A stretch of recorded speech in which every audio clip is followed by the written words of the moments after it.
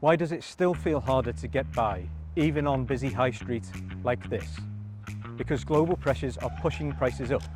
Energy, food, everyday costs. And that hits places like Flint first. So when the world gets tougher, we step up, not step back. That's why we're already taking action. Cutting travel costs with £1 and pledging £2 bus fares. And backing local businesses on our high streets.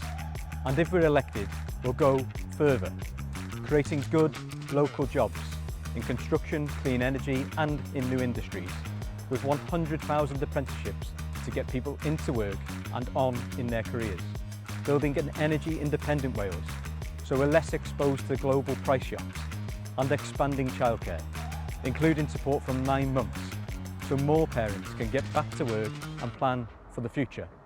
Because in a changing world, we'll always put communities like Flint first. That's fairness you can feel.